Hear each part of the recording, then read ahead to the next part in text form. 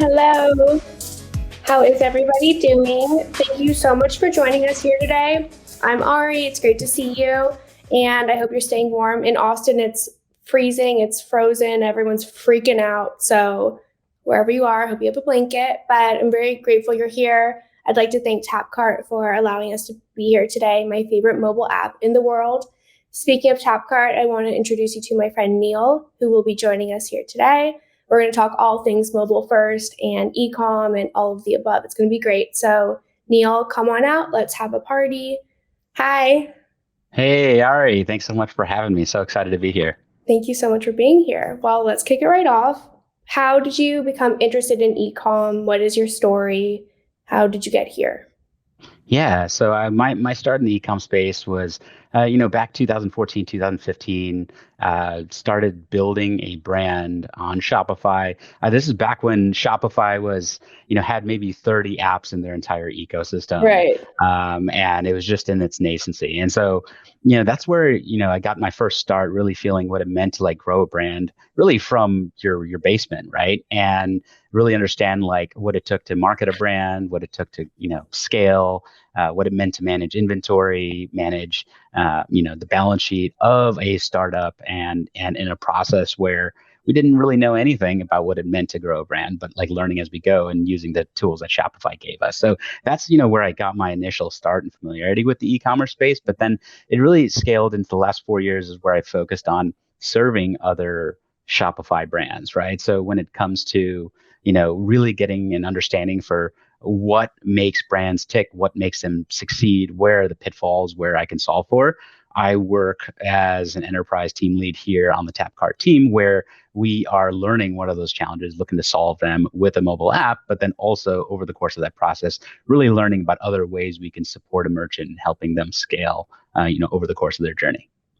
I love that. I think you were working in e-com before I knew what that was. And so I love that. And I feel like to have been brand side or to have been in the actual ecosystem for that long and then to come now and to help people grow themselves is a really cool way of looking at it. And it's probably taught you kind of what you needed to know to actually be able to give like really great advice.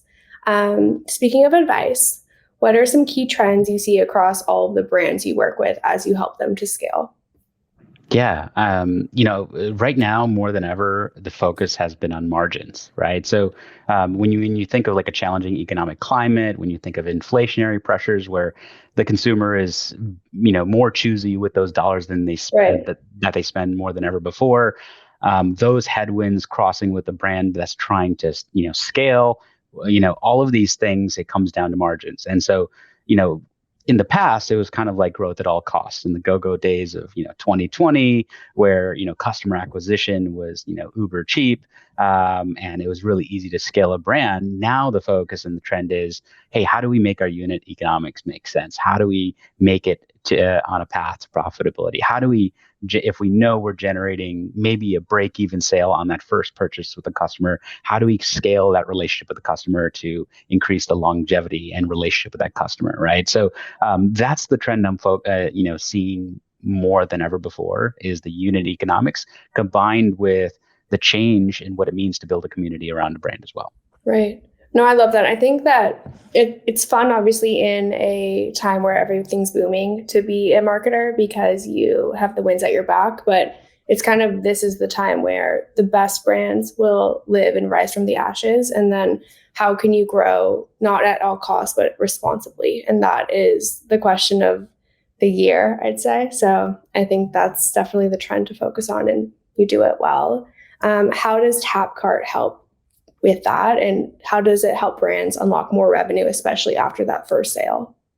Yeah. So when you think about like what are the like major challenges with a merchant in the first place is driving that traffic to the website, right? So getting that attention, the eyeballs from their community and the audience, that's more challenging than ever right now, right? Right. Especially with the fact that if you think of Shopify, as awesome as it was to provide a platform for so many brands to open up virtually overnight, at the same time, it was a double-edged sword in that now there's so many competing brands, and made it, the entrance into the market, the barrier to entry was so low that now you're competing against so many more brands than you could have fathomed, right? And so when you think about when a customer is coming to a brand's website and are interested in some kind of purchase, the real challenge is getting that customer to come back again. And so really it comes down to retention, right? How do you drive that customer to come back again? Because it was so costly to acquire that customer in the first place. So the goal is Right. to extract as much from that relationship as possible, where the point that the customer feels like they're getting a tremendous amount of value, an amazing experience, but then at the same time, the brand is seeing the unit economic benefit from that. And so when you think of an app, where it falls in that funnel, it really comes down to like the retention play, right? And so when you think of retention, individuals would often think, okay, retention means emails and SMS, right? Which it could, right? Those are more of like retention messaging tools, right? Right. But when you think of overall retention, nothing beats retention than an amazing product, an amazing Right. experience, right? And nothing beats retention than actually having a really solid community. And so, like, how do you bring all of that under one umbrella is what we do when we launch an app for a brand, right? We're focused on harnessing and focusing on kind of that top 30% of the customer audience for that brand and giving them an amazing experience that drives that deeper brand loyalty, deeper brand connection, right? No, I love that. And I think too, when you said email and SMS, they're retention tactics or they're ways to get your message out. But those are just ways to bring someone back into your like home base. And if your home base is broken or if it's just not what it has to be, then you've spent the money, the time, the effort, they've taken that click or that button, and then they're back kind of where you're fighting still against the rest of the internet versus on your actual own territory, which is like what happens when you're within an app. You can be within a world. And so I think that's the future of e-com. And I think it can happen at brands even that aren't household names yet. I think if you can own that territory, you can be light years ahead now. And then over time, it just compounds so crazy. So what does it mean to be mobile first these days? Because that's a hot tool, hot topic, but mobile first, what is it to you? Yeah. So when you think of mobile first from, let's say, 5 years ago, it was kind of like, oh, I have a mobile responsive website, right? And that would Right. and I send them some emails and some text messages. So like I'm mobile friendly, right? And that was about 5 years ago. And the most surprising thing that I see is that there's still a similar mentality for even some of like the larger brands I see out there, that what they've done to truly reshape what it means to be mobile is kind of been slow to react, right? And so to me, being mobile first is essentially meeting customers where they are, right? And that answer is different for every customer, right? Mm-hmm. So it's not a one-dimensional like, oh, I'm going to send an email or I'm going to send a text message or I'm going to launch this Facebook campaign. It's really a function of like having this holistic, well-rounded approach that's meeting their customer where they are and giving them the best possible experience that they can have on their device, right? That's truly what mobile first means, is giving the best possible experience on that device. And so when you think of like, have you ever visited Amazon.com, like www.amazon.com from your mobile browser? And Yeah, it's it's not like, cute. oh God, not cute. That's No. the best way to describe it. Like it almost makes you want to pull your hair out, right? And Right. so that's where Amazon, you see all of their traffic coming through the app. It's because that's where you can deliver that best possible experience that's truly native, built for the device. And so when you think of mobile first, it's really hard for a brand to say we are mobile first when you don't have kind of that coveted piece of real estate on someone's device and own it, right? Where that you can truly control that experience. So it's really having a controlled experience, kind of like what you mentioned earlier, controlled environment where you can, understand like what is the best possible experience to give my most loyal audience, and then doing it in a place where their eyeballs are, and that's the home screen of their device.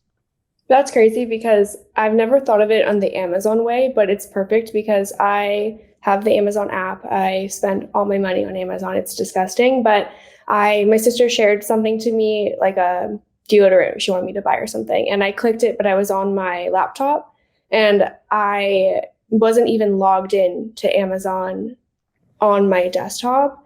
And not only that, I had no idea what my Amazon password was because I've just used the mobile app for like 4 years and I've never been logged out. And so I had to then ask my husband, what's the password, this whole thing, because I just was not used to playing in that way with Amazon. I was used to just going home, going to my little handy app where everything's perfect, going to my recent orders, everything's so logged in and easy. And for me to then have to like find this login, I didn't even realize it was because I wasn't on my app, but it's just so easy to be on the app that you forget that there's a whole other way of shopping this brand. You and I said think it. that's the exact way it works with Tapcart. It's like as if your brand could afford to build an app like Amazon. Yeah, you said it exactly right. The most like gleaming fact or data point in this whole story is, the last 3 months say that, out of all the shopping or out of all the traffic to these brands, 84% of that traffic happened on a mobile device. Right. But then if you go look at the actual transactions, only 57% of transactions happened on mobile, right? So the question is, what happened to that 24% differential, right? The fact that all the traffic's there, but only 57% of transactions are happening on mobile is saying that there was something about the brand's mobile experience that didn't give the customer enough confidence to transact or buy, right? There was something that gave them pause. And a classic example is what you just highlighted, like, oh my goodness, I forgot my login and password, or, oh, I have to go reach for my credit card now. Right. I have to get up. But with Amazon, you never have to do that. You never have to sign in ever again. You never have to re-input your payment details. And same thing with an app. You have the ability to say, hey, stay logged in forever, remove the friction points that happen to that sale, right? So that's where, like, instead of asking someone to say, I need the customer to do 14 things, input form fields, log in, all of these things in order to check out. Now you can bring it down to 2 clicks, removing those friction points, right? But again, that stat shows that like mobile first hasn't evolved in its definition yet. No, I think that's exactly right. And the getting out the credit card part, someone just wrote that, Courtney, I'm the same as you. If I have to get up, or if they don't have Shop Pay or don't have an app, or if it involves even me having to think about where my credit card is, then in that walk to my card, I've convinced myself that I don't need it, or I get distracted, or I'll finally do it and then I'm annoyed and I'm buying something and it's not fun. And that's why I think sometimes even too people decide not to buy online, because they want their experience to be fun. But it can't be fun if you're like huffing and puffing from getting your credit card and you just like have to go through unnecessary hoops. So that Amazon example, I think that's what's going to keep me up tonight. So really well said. And then in terms of meeting customers where they are, we know they're on their phones, but why is it easier for a customer to shop on an app on their phone than just in a mobile browser?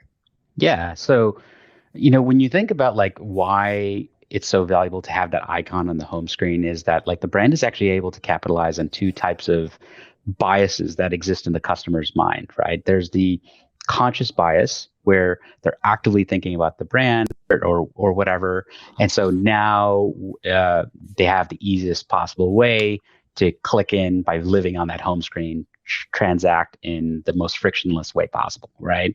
So that's the conscious, like the obvious bias here, obvious thought process here. But then the much more powerful part speaks more to the retention mechanism. In other words, the customer is not thinking about that brand at that moment. They're not thinking about shopping.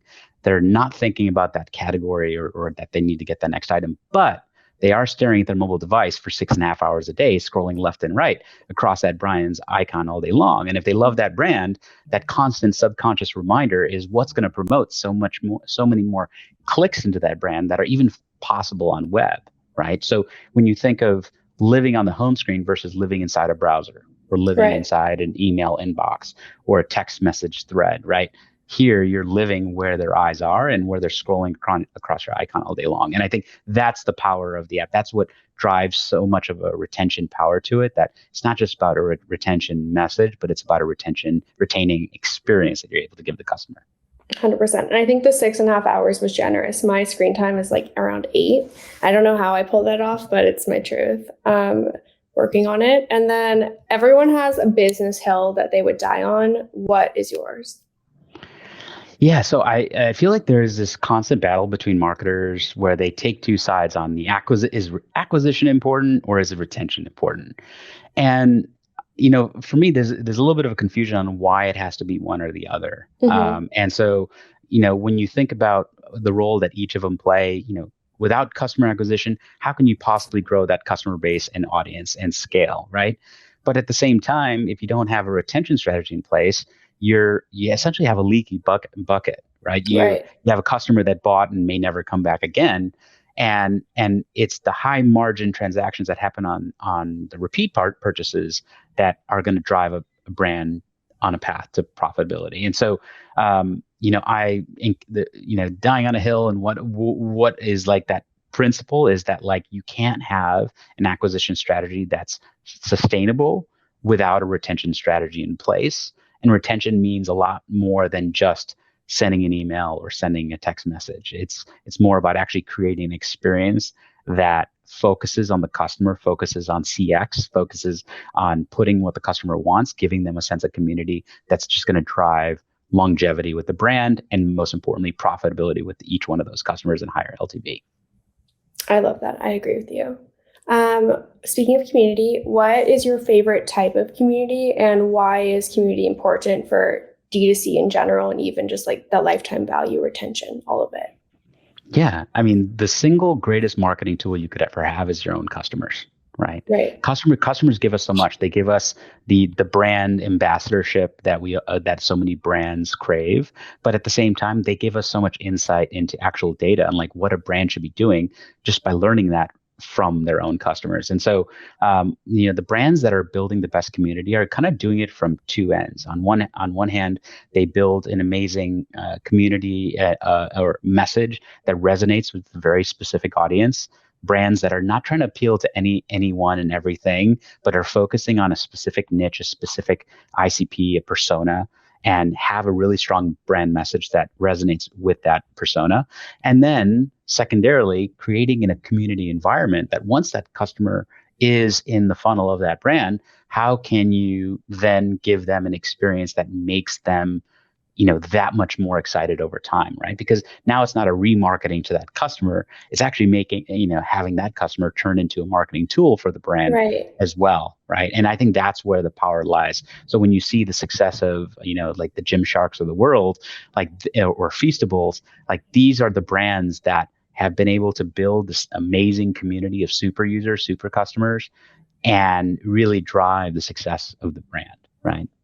I love that. And I think when a brand treats you well, it makes you want to go tell a friend, which is our job well done for us. Because if they tell one friend or three friends, then they've paid for themselves in that first text message. So I love that. And retention is the hot topic of the day and of the year. And we all agree it's everything. How do you think about retention, and how does it tie into like the LTV of, obviously you want to retain that customer, but you also want to maximize how long you can keep them? Yeah. So retention can be looked at from kind of a couple of facets, right?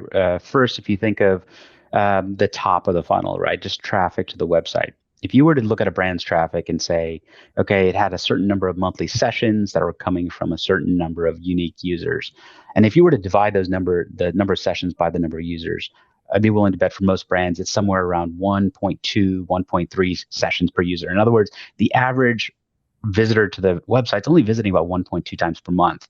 Right. And so how are you supposed to drive a true retention strategy if the traffic to the brand is they're not even making a repeat visit inside that same month, right? It's almost impossible at that point.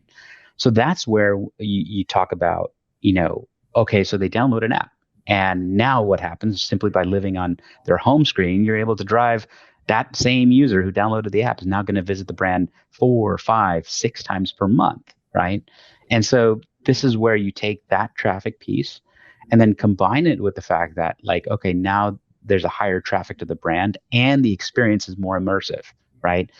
An app can be anything you want it to be. It can develop any type of community that you want it to be and cater to your specific user. So instead of a website that is basically targeting anyone and everyone who's willing Right.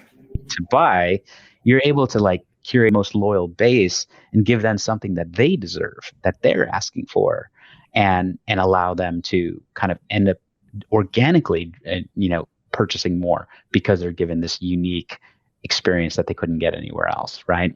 So when you think about LTV, that's where it comes into play. So Right. when you think when an app, a user that downloads the app will often end up spending about triple what that same exact user was previously on the website, and that simply is a function of, number one, visiting the brand more frequently than ever before by living on the home screen and seeing the push notifications. And then on the flip side, having an experience that's just going to convert higher, better experience, higher AOVs, higher conversion rates as an audience, and as a result, you see higher LTVs over the course of that customer lifetime.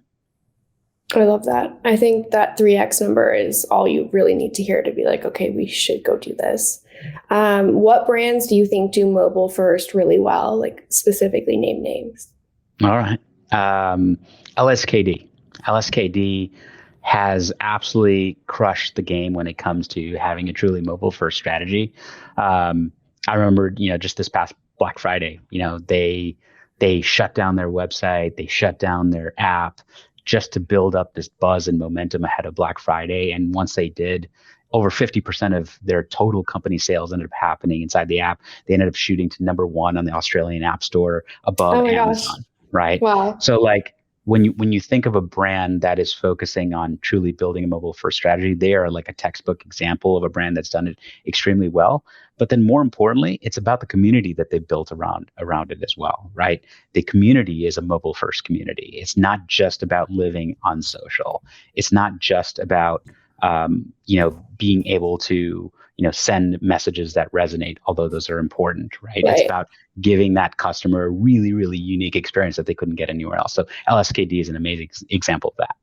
I love that because they also took a risk to go like dark or to black out their site. And if they've never done that before and they have an app and they have all these other systems that they have to manage, it's kind of scary when you turn it back on and you just hope that it worked and it was a good strategy. And then for it to have worked and for people to have missed them when they were quiet is a really good sign. And to beat Amazon in the App Store, that's the dream of every brand. Like you really can't really ask for more than that. Before asking my next question, if anyone has any questions for Neal, for me, for us both, if you could please write them in the chat. We have like a 1-minute delay in our system. So if you don't, then when I go to ask for questions, it'll be humiliating. I'll be staring. It'll be awful. So please ask now, and then we can just answer them right away. Okay, my last question to you. Tell everyone kind of where they could find you next and what you're up to, what you're focused on, and just kind of take the stage, give it your little pitch. Yeah, well, everyone knows that you can find me on LinkedIn. That's pretty much where I live. But at the same time, you can also find us at tapcart.com. One of the most powerful things or most exciting parts about my job is getting to like meet with the most exciting brands on the planet. Like when you think of like any roles that someone could have, you are conversing and interacting with some of the coolest people on the face of the planet. Right. And so like when you think about having the opportunity to learn what their challenges are, learn what's working and what's not, and how we can optimize and how it could potentially, work to solve them. That's what we do at Tapcart. It's a very all hands on deck type of environment where once a brand enters the Tapcart ecosystem, everybody jumps in to see how, hey, how can we enable this particular brand success? How can we elevate them? And we've done that in such a repeatable fashion. So it's just a really amazing place to be and be surrounded by so many amazing brands. So with that said, yeah, you can find us tapcart.com or on LinkedIn. I love that. And tapcart.com is a great place to be. And you should download their app for your store, make a new app, and you can literally get started in 2 weeks. It's crazy. Okay, now there's a million questions, so thank you guys for asking, means a lot. How am I going to get downloads for an app if I'm a brand? Like, how do you get someone who lands on your site, maybe is convinced that they are into the brand? How do you get them to then take the step of downloading the app? Yeah, that's a great question. So it's divided into almost two parts, right? So first is the questions like, how does the brand market their app? Gain awareness about their app so people can have the opportunity to download it. But on the flip side is, why would a customer want to download the app in the first place, right? So it's like a two-part kind of analysis there. And so when it comes to actually marketing the app, right, there's really nothing rocket science about it. Like in the context of what a brand is typically already doing. So email campaigns, if they're doing SMS, send the app in an SMS campaign. Think about it. If you have 100,000 subscribers on SMS, now they download, you send a campaign out and 20% of them download the app or 10% of them download the app. Now you don't have to actually pay to send them an SMS anymore because your customer voted they want an app experience. That's such a good point. Now you can send them free push notifications, right? And so this is the part where getting them downloaded is in the same adoption strategies that they get that they leverage to, opt into email campaigns, SMS campaigns, or even just simply putting a banner on the website that you even have an app, right? The much more important question is, why would a customer want to download it? Right. And that's where they have to be educated on, like, what unique experience are they going to get that they can't get anywhere else? Whether that's being immersed in brand content, whether that's being able to have something exclusive they can't get anywhere else, exclusive products, early access to products, community experiences. Again, it's a focus on curating experience designed for your VIPs and them understanding the value they can get from it. I love that. And then what part of a brand's journey is it time to start thinking about an app? Is there a revenue threshold, or what size is the right size to start this conversation? Yeah, great question. Like, a lot of brands actually think that, oh my gosh, I have to be like millions and millions of dollars in revenue to make it an app worthwhile. Actually, that's not the case, because since there is no upfront cost to launch an app, right? The barrier to entry is basically like next to nothing to launch an app. So the question is, who's the right fit? It's Right. less about revenue and less about size. It's actually more about the quality of your audience, right? So we like to say that, like, if you have over 15% of your total revenues coming from repeat customers, then you're a great candidate for an app, right? Cool. Because think about it, if you have a customer that's a one and done customer that never buys again, or a one and done type of product, then that's probably not the best fit, because they're not likely to download your app. You have to gauge success of an app is tied to what percentage of your audience downloads it, and those that are repeat purchasing are the ones that are more likely to download that app. So 15% or more in repeat purchases is kind of our threshold. We see most brands that are substantially higher than that, making a lot of, most of those brands a fit. Cool. I love that. This is a different question. Apps seem very daunting. How long can one expect for it to take to launch? And then how many resources internally would you need to manage that app? Yeah. When you think of, like, traditionally building an app, you think of like, oh, hiring a developer, an agency, it's going to cost, 6 figures in budget, many months, even a year to deploy.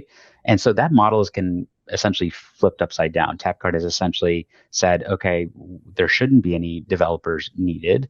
There shouldn't be any upfront costs, and it shouldn't take multiple months in order to launch an app. And so now launching an app means, hey, let's build, design, get the app live into the market, generating downloads and a whole boatload of sales before Right. you end up spending that first dollar, right?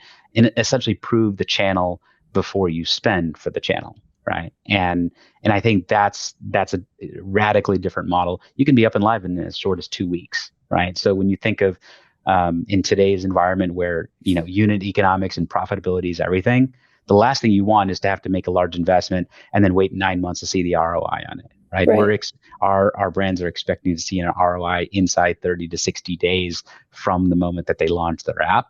And on the flip side, what is the lift to take to launch an app? We know that brands have been built on the backs of marketing teams that are pretty lean, and they're only getting Right. leaner again Right. in In this day today's and age. environment, Yeah. right? So the question is, like, how much of a lift is having an app as a sales channel?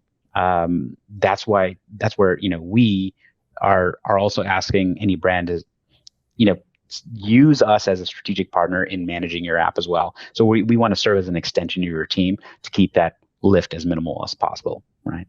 Right. And even when I've stood up apps with Tapcart in my past, just client side, the project managers that your team brings in, and just to understand where the project is at all times, it's actually like inspirational for any agency that's running even a non-software business. Like some of the project notes and just the way and the pace is able to be kept, and how light of a lift it is for the client or the end user or the marketing team. That, I think, is the reason why this is the day and age of the app. Because in my past life, I worked at a brand that had an app project that we had been working against. And it wasn't my team, but it took us over a year to stand up the app. We hired 6 developers full-time internally, US based, good senior developers that should be building an app.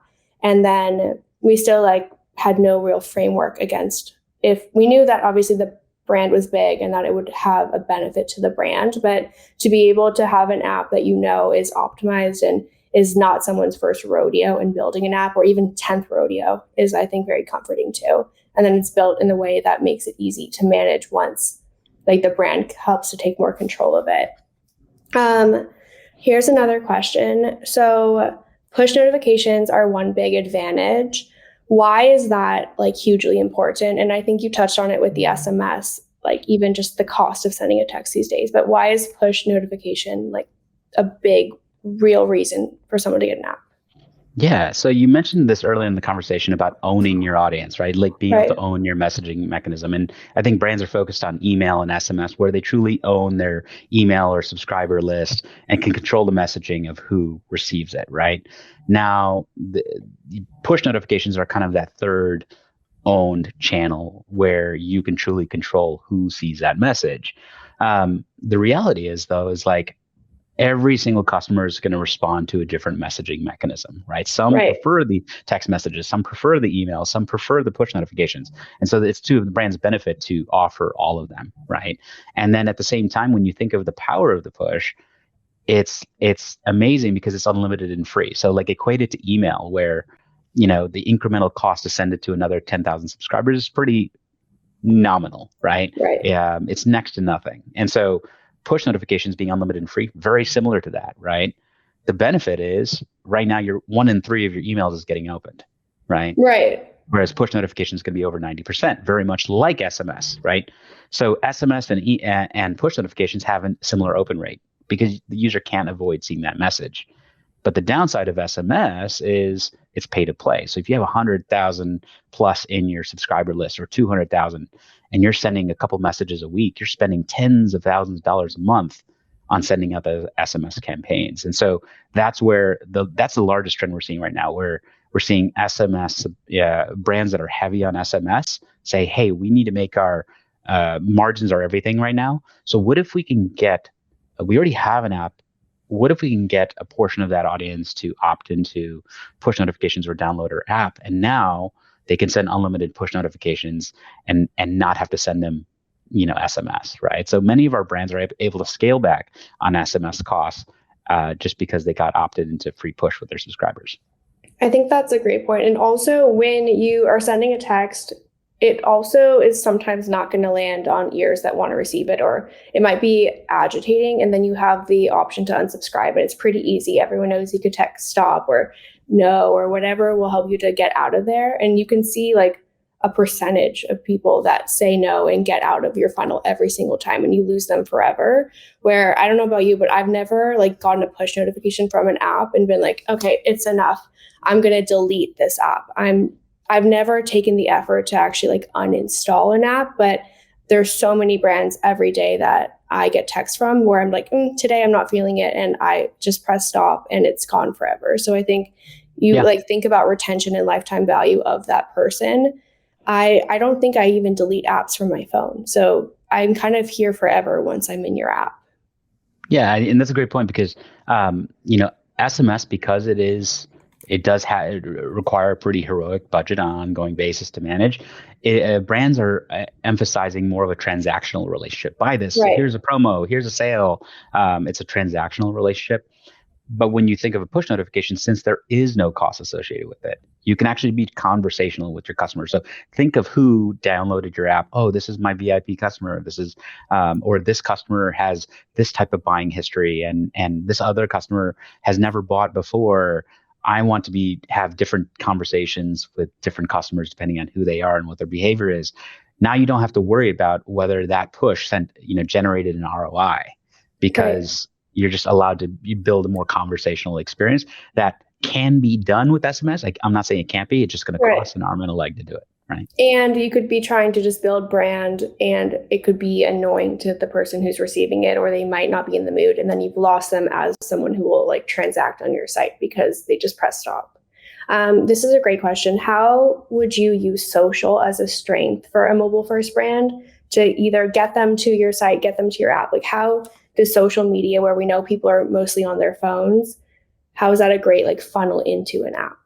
Yeah, great question. So think of when someone's running their paid social strategy, for instance. They're running all of this top of funnel traffic. They're trying to get traffic over to the website, and at the end of the day, that's kind of where it stops, right? So maybe the customer buys something, maybe they don't. And if they do buy something, because the cost per acquisition was so high, the margin is next to nothing, if not at a loss on that very first purchase, right? So the question is, why wouldn't you then use those Facebook campaigns to drive app downloads? And you can do that with your app, is integrate with Facebook's SDK to be able to drive those app downloads. So now all of a sudden you're sending those campaigns, prompts them to download the app, but now it's not just a one and done. They download the app and now you're living on their home screen, where you can continue to become conversational, nurture that customer to future sales. And so that's something where at the top of funnel, I think very few brands are focused on right now. Fashion Nova and a few others are definitely doing it, but this is something that requires a pretty small lift.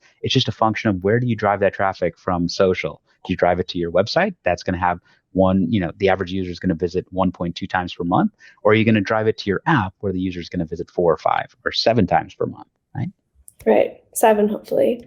This will be our last question, but do you think an app should be purely e-com driven? And what happens if a brand doesn't have many SKUs? So let's say they have 5 SKUs and maybe their nutrition product, like a protein powder or a protein bar. Like, what happens if they only have 5 different variations? Is it still a good fit? Great question. So first off, when you think about an app experience, it's not just about shopping. If anything, the best app experiences are the ones that use shopping as an afterthought, right? Because it's more about giving your most loyal base a really unique experience and community. And usually that means content, right? So right now, brands are putting so much money into content, whether it's for social, whether it's the amount of energy that goes into an email campaign, whether it's the different avenues in which they're creating all of this content, whether it's curated by them or UGC, right? Well, this content's living everywhere, right? It's living on social, living in an inbox. Not a whole lot of it's living on the website because it slows it down. So where does this content all go where it can actually find one single home? This is where you can bring all of that content so it lives under one single mobile hub. In other words, create an immersive content experience. And those are the ones that end up having the best e-commerce results as a result of it, where the focus is less on e-com, more on the content and unique experience that you can give to the customer, right? As it pertains to like a brand with fewer SKUs, that's where content means everything, right? Think of that brand. If they only had a few SKUs, 9 out of 10 times that brand is very heavy on the content game, right? And so when you think of that, that's where like content means everything. So if you think of that nutritional brand, they have a handful of products. Well, how do you weave that product into that customer's life in a deeper way, in a more repeatable way, in a more frequent way? You do that through content. And by living on their home screen, weaving in push is the way you can actually insert yourself into that customer's life in a non-invasive way, in a way that they've chosen that they want to accept that message from you, and then do so that drives more frequent purchases regardless of how many SKUs you have. I love that. Well, we are sadly out of time. Thank you all for being here. It means a lot to me, Neal. It was so fun to hang out, and I hope you stay warm. And we will see you guys very soon and talk to Tapcart. That's the message of the day. So thanks, everyone. We'll see you later. Bye. Thanks, Ari. Thank you. Bye.